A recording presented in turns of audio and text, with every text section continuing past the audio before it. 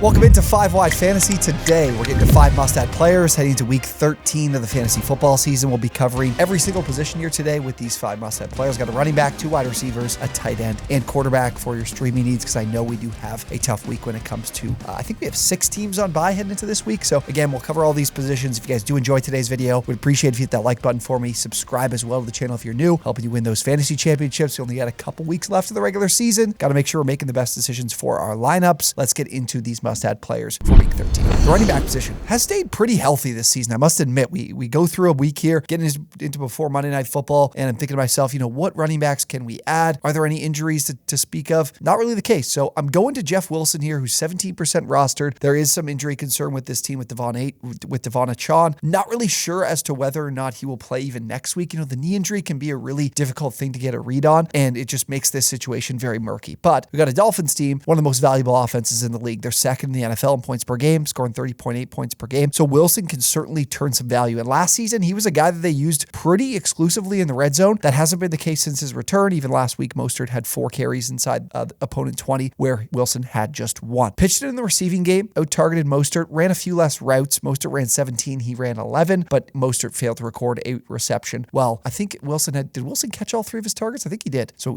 pretty good production there. And then in the rushing game, he was more efficient, especially through the first half. Mostert really struggled, but overall in the game, Wilson had 11 carries, turned it into about 5.1 yards per carry, where Mostert was 4.7. Still, Mostert has the major edge. So Wilson is definitely someone who will get on the field, but not necessarily be someone you want to play. He's really seen a little bit more as a handcuff, but really valuable when it comes to the Dolphins offense and the experience he has in it. And if Mostert struggles, we could definitely see Wilson take over a little bit. Not a ton of upside here because the schedule isn't fantastic, but I think a player that if he is on your wire should be picked up in pretty much every 12-team league plus. Now, moving to wide receiver, starting with the New Orleans Saints, I want to talk about A.T. Perry. He is 3% rostered. I got a number of guys here that are just widely available, so that is good for you if you are looking for players to scoop up on the wire. Chris Olave enters in concussion protocol. Usually, you do not see a player be able to play the next week. I have seen it happen a little bit in the recent weeks, so he could play next week, but I would probably lean towards he's not, and that's what makes Perry someone valuable to add, because we also had the Rashid Shaheed thigh injury that he did not return from in the game. So if we're missing both of these guys, the receiver room is pretty barren for this Saints team with Michael Thomas already on the shelf. And what I like here is, of course, the matchup, Detroit being one of the more lower half, almost in the bottom 10 of the league. They're 21st in fantasy points allowed to wide receivers, so it's a plus matchup for the passing game. And we're seeing Perry being the guy who ran the most routes last week for out of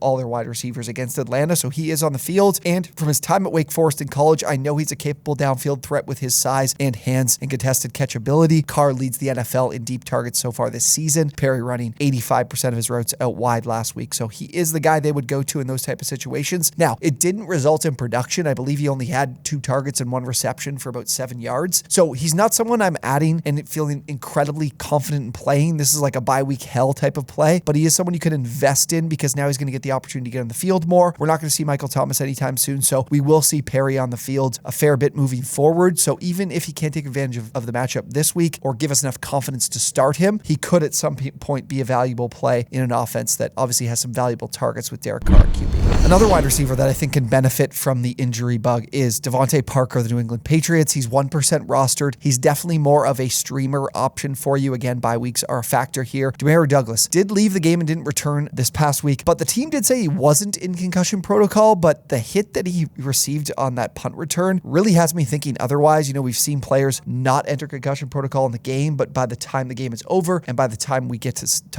talking to the coach the next day, they are in protocol. So I could see that happening to Douglas, who's been a real bright spot from our waiver wire ads the last couple of weeks. But Parker ran the most routes for the Patriots of any receiver, so I like the opportunity he's getting, which isn't surprising. The lack of talent here with potentially Douglas out, with Kendrick Bourne already gone, Parker is that number 1 guy with those 2 out, so I am feeling good about that. Second in targets and yards in this game behind Douglas, who was I think he had 9 targets for 6 receptions. Los Angeles, though, up next, they get a matchup with the Chargers, who are the second worst fantasy defense to wide receivers. No matter who's a quarterback, whether it's Mac Jones, whether it's Bailey Bailey Zappi. I think they're going to have the opportunity to produce, especially in the passing game, because the Chargers have been pretty solid against the run this season. So if you want to add Parker, I think he'll be a pretty solid streamer if there is no Demario Douglas in this game on Sunday. Now to the tight end spot, Juwan Johnson, 9% rostered. He is the more immediate impact player for the Saints team that I would be looking to add, because we've seen in the past in this offense him be able to return value. Last season, he was a tight end that was able to find the end zone quite a bit. He could do that plus work in the receiving game pretty well for the Saints with the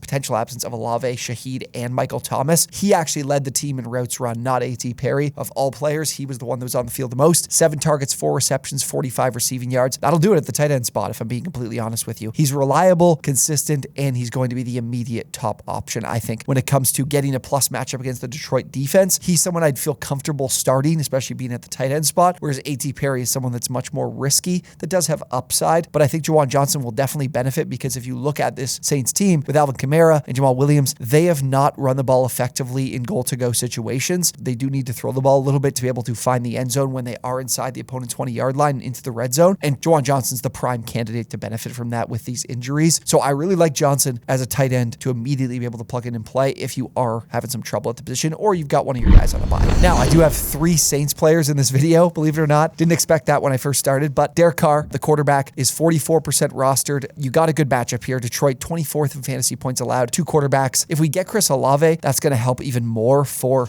or even Rashid Shaheed, to be honest with you. Either one of these guys, if they play, it'll definitely help out Carr, because in fantasy football, look, if you got a quarterback that's chasing downfield targets like we see with Derek Carr and the Saints offense, turnovers don't kill you as much as they could with guys who are, throwing for 240, 230 yards, and you're hoping to get some touchdowns. Carr gives you tons of volume, and he will in this game, because Detroit's a top 10 run defense in the league, so they will need to lean on the pass and need to lean on Carr's arm in this one. And again, like I talked about with Juwan Johnson, is the struggles they've had with their running backs converting touchdowns. That's going to help Carr in the passing game, because I can see him here getting you 270, 280, and a couple of passing touchdowns in this game. And again, with the bye weeks that you're dealing with, this could really be a benefit to you, especially with, as well, some of the injuries we've dealt with. Like, I'd much prefer playing Derek Carr in this matchup than playing a guy like Jordan Love, despite a couple of quality games you've seen the last couple of weeks. I'd much prefer Carr, because matchups are really the king when you're looking at mediocre quarterback talent to work with on the wire. Carr is the guy for you this week.